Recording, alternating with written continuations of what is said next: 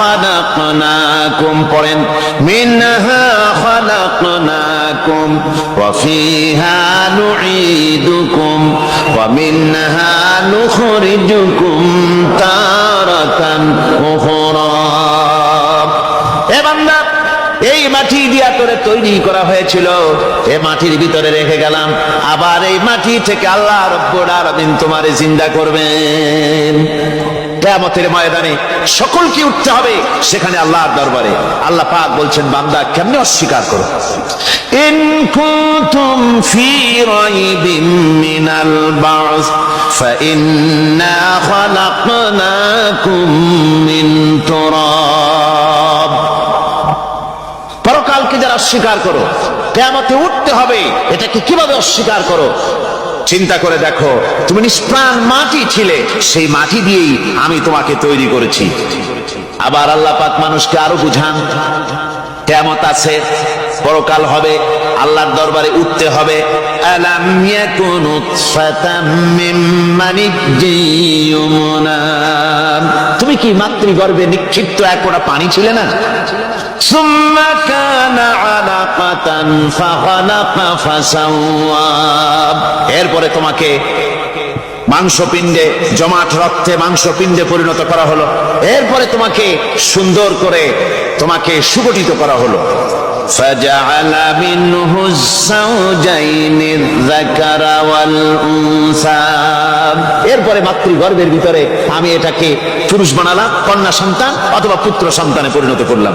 এইটা যে পেরেছে, যিনি পেরেছেন, আলাইসা যালিকা বিকাদিরিন আলা আইয়ুহিয়াল মাউতা, সে আল্লাহর পক্ষে কি সম্ভব নয় যে তোমার মৃত্যুর পরে তিনি আবার জিন্দা করতে পারবেন? কি বলবেন, কি বলেন, সম্ভব না? তিনি পারবেন না? নিশ্চয়ই তিনি আবার কিয়ামতের মাঠে আমাদেরকে হাজির করতে পারবেন, এতে কোনো সন্দেহ নাই। আল্লাহ পাক সেই জন্য এখানে বলতেছেন যে ওরা বাল কাযযাবু বিসসাম, ওরা আসলেই পরকালকে অস্বীকার করেছে। আপনি যে নবী, এতে কোনো সন্দেহ নাই। আপনি খানা খান, আপনি বাজারে যান, এটাই মূল আপত্তির বিষয় না। মূল কথা হলো তারা পরকালকে অস্বীকার করেছে।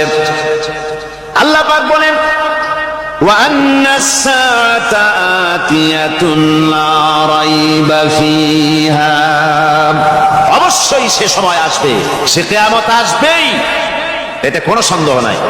ওয়া আন্নাল্লাহা ইয়াবআসু মান ফিল কুবুর, আর আল্লাহ পাক তিনি কবরের মধ্যে অন্তর্হিত যা কিছু আছে সবাইকে কিয়ামতের দিন আল্লাহ পাক ময়দানে উঠাবেন।